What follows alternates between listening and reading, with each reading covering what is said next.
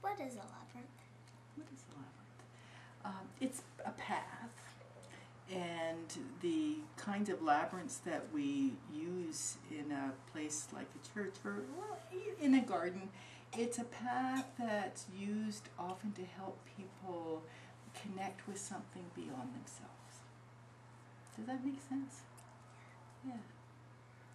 Why do people walk labyrinths? I think most of the reason I walk a labyrinth is that I find it an easier way for me to connect with God. Lots of times people who start walking labyrinths have had some big change happening in their life. They're sad for some reason, or they're having to make a big decision. And so when they walk on the labyrinth, it's an opportunity for them to let go of what's bothering them. It's an opportunity for them to understand what they're worried about in a new way. And sometimes it helps them to feel a lot better about what's going on, so they feel more peaceful usually at the end. Not always, but often. Where are some famous labyrinths? Well, certainly the most famous labyrinth in the world, I think, is in Chartres Cathedral in France, which is about 45 to 60 minutes by train out to the west of Paris. And the reason it's so famous is it's the only labyrinth from the Middle Ages that's left intact in a church. I've been to that labyrinth. It's a stone labyrinth in the floor. Actually, this is a picture of it right here. And labyrinths used to be popular for hundreds of years, and then they fell into disuse, so they got ripped out, and this is the one that remained.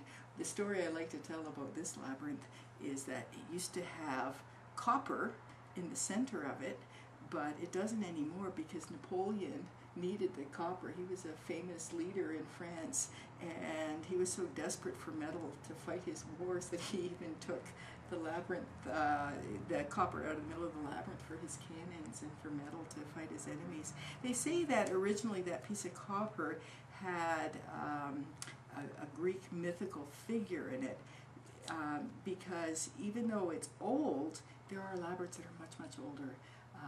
In Greece, in Crete, there would be labyrinths there that are thousands of years old. And then among the Hopi people in Arizona, they have labyrinths that are very, very old too. So labyrinths have been found like in rocks and caves, thousands and thousands of years old in different parts of the world. So it's really exciting. But the one in Chartres you can actually see and still walk. Do you have any advice when walking a labyrinth? Well, I think my biggest advice would be to not treat it like a toy, but to treat it like something special. It's not a trick, it's not a puzzle, it's a special place.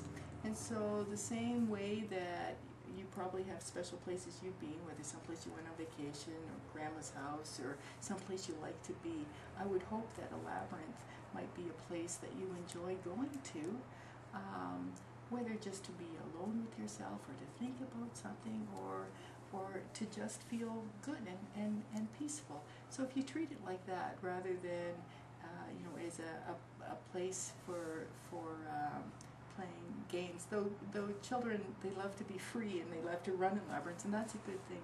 But to always remember that it's a special place and that it's meant to not just be for us to enjoy, but for us to connect with something bigger than ourselves. And I think my advice would be, enjoy them, but remember, always remember that it's a special place. Thank you. Oh, well, thank you for asking.